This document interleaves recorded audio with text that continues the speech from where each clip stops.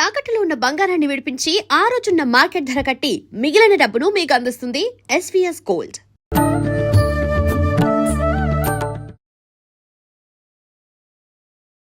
నమస్కారం, welcome to I dream. ధర్మ మార్గం విత్ విజిత కార్యక్రమానికి స్వాగతం. ప్రస్తుతం మనతో పాటు ఉన్నారు ప్రముఖ ఆధ్యాత్మికవేత్త, జ్యోతిష పండితులు మరెల్ల రవిశాస్త్రి గారు. ఇప్పుడు వారితో మాట్లాడి మరిన్ని విషయాలు తెలుసుకుందాం. నమస్కారం అండి. నమస్తే అమ్మ. శ్రీరామనవమి రాబోతోంది. శ్రీరాముడు అనగానే మనం ధర్మానికి నిలువెత్తు నిదర్శనంగా తీసుకుంటాము, సీతారాముల్ని ఆదర్శ దంపతులుగా తీసుకుంటాము. ప్రత్యేకించి వారికి సంబంధించిన ఒక రోజుని మనం చాలా ఘనంగా జరుపుకుంటూ ఉంటాము, అదే శ్రీరామనవమి. ఆ రోజున శ్రీరాముడి జన్మదినం అని చెప్పి చెప్తారు, కానీ ఆ రోజునే కళ్యాణం కూడా చేస్తారు. అసలేంటి ఆ రోజు యొక్క విశిష్టత తెలియజేయండి. ఓం శ్రీ గురుభ్యో నమః. ఓం శ్రీ మహాగణాధిపతయే నమః. మనకి శ్రీరామనవమి అంటే శ్రీరామచంద్రుల వారు జన్మించిన రోజు. మనకి నవమి రోజున మధ్యాహ్నం కర్కాటక లగ్నంలో, కర్కాటక లగ్నం అంటే మనకి 12 గంటల ఆ ప్రాంతం అవుతుంది. ఆ ప్రాంతంలో శ్రీరామచంద్రుల వారు అయోధ్యలో జన్మించారు అనేది మనకి రామాయణం గ్రంథం ఆధారంగా మనకి తెలుస్తుంది. అదే మనం తరతరాలుగా ఫాలో అవుతూ వస్తూ ఉన్నాం. ఆ సమయంలో మనం ఏం చేస్తాం అంటే శ్రీరామనవమి మన నేషనల్ ఒక ఎమోషన్. ఎందుకు అయోధ్య రామ మందిరం మనకి అయిపోయిన రోజున జనవరి 22న ప్రతి ఇల్లు పులకరించింది. అంటే ఒక సింగిల్ థాట్తో దేశమంతా ఉన్నది నాకు తెలిసి ఆ రోజే స్పందించడం అనేది చాలా, ఆ రోజు ఆ రాముల వారిని చూడటం అనేది, స్పందించడం అనేది ఆ రోజే అన్నమాట. నేను రీసెంట్గా కూడా అయోధ్య వెళ్ళొచ్చాను, ఒక 10-15 డేస్ బ్యాక్ వెళ్ళొచ్చాను. అయోధ్య ఇంకా కన్స్ట్రక్షన్ ఇంకా ఉంది, చాలా ఉంది. ఇప్పుడు ఓన్లీ 30% అయింది, ఇంకా 70% దాకా ఉంది. కానీ ఎంత అద్భుతంగా ఉంటుందంటే చాలా అద్భుతంగా ఉంటుంది. దాదాపులో 107 ఎకరాల ప్రాంగణం అయోధ్య రామ మందిరం. 107 ఎకరాల ప్రాంగణం. ఎందుకంటే అక్కడ తెలిసిన వాళ్ళు ఉంటే చుట్టూరు ఆ ప్రాంగణం మొత్తం తిరిగి చూశాను అన్నమాట. ఆ ప్రాంగణం మొత్తం తిరిగి బాగా మొబైల్ పెట్టేసి వీడియోలు తీసుకొని ఛానల్లో ఉపయోగపడుతుంది ఫ్యూచర్లో అని. కాకపోతే ఒక అద్భుతమైన ప్రదేశం, చాలా విజనరీతో ఆలయ నిర్మాణం కూడా జరుగుతుంది. అయితే శ్రీరామచంద్రుల వారు మనకి జననం అనేది శ్రీరామనవమి రోజున మధ్యాహ్నం కర్కాటక లగ్నంలో వారు జన్మించడం జరిగింది.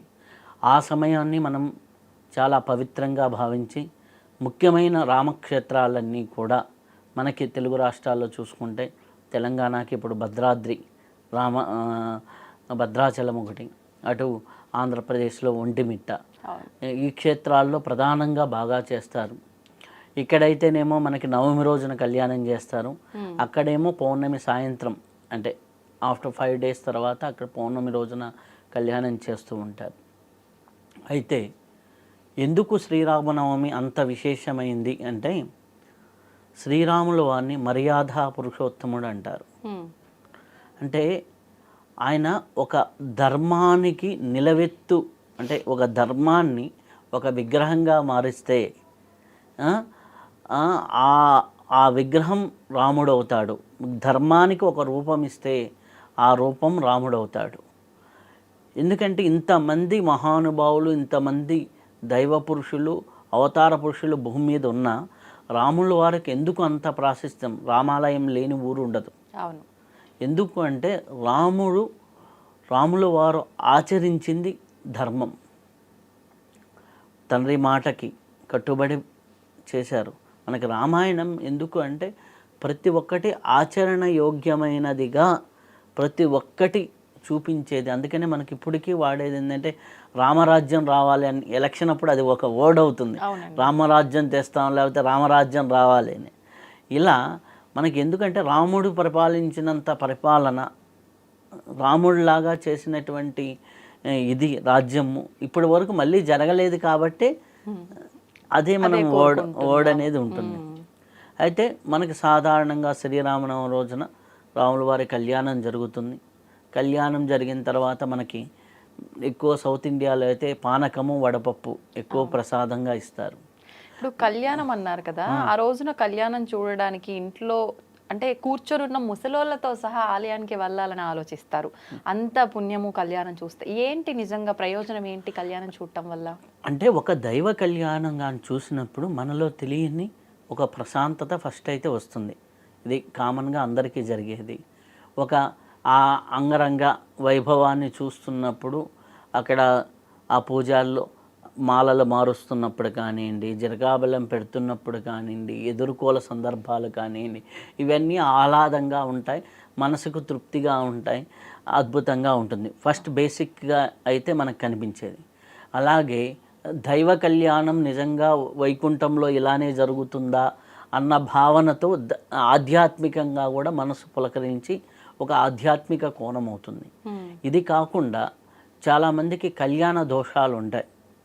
కుజ దోషమని మామూలుగా మనకి చూసుకుంటే కొంతమందికి వివాహం కాని వాళ్ళు ఎప్పుడైతే ఒక కళ్యాణాన్ని ఆస్వాదించారో ఆ కళ్యాణం తాలూకు ఉన్న నెగిటివ్ కర్మలు పోతాయి. కాబట్టి అందుకు ఒక రకంగా కళ్యాణం.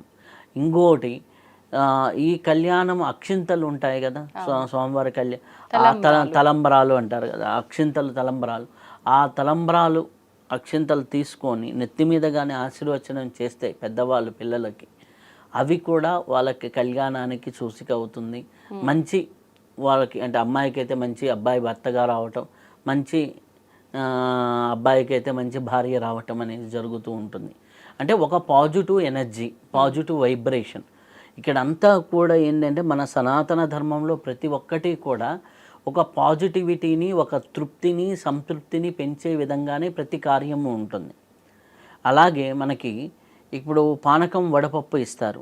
దాని వెనక కూడా మనం వడపప్పు బాగా తిన్నామనుకోండి, పెసరపప్పు ఒంటికి చలవ చేస్తుంది.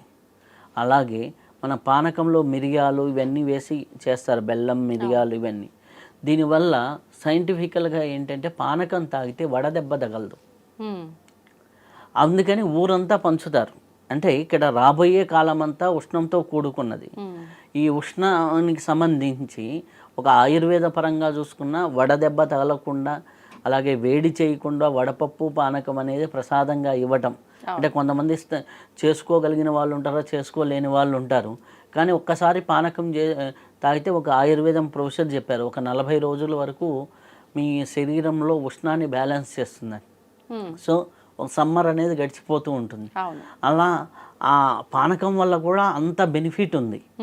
సో మన సాంప్రదాయంలో ప్రతి ఒక్కటి కూడా ప్రసాదంగా ఏది పెట్టినా కానీ దాని వెనక అద్భుతమైనది ఉంటుంది. ఇప్పుడు కొబ్బరి తిన్నాం, మెమరీ పవర్ బాగా పెరుగుతుంది. చాలామందికి కొబ్బరి ఎందుకు అంటారు. కొబ్బరి తింటే ఎన్ని రకాల బెనిఫిట్స్ ఉన్నాయో మనకి మీరు వెళ్ళేసి చూసుకుంటే ఉంటుంది. కొబ్బరి నీళ్ళని తీర్థంగా తీసుకుంటే లోపల అల్సర్స్ ఉన్నా మనం నోటిపూత పూసినప్పుడు మనం కొబ్బరే తీసుకుంటాం. అన్ని రకాల బెనిఫిట్స్ ఉన్నాయి.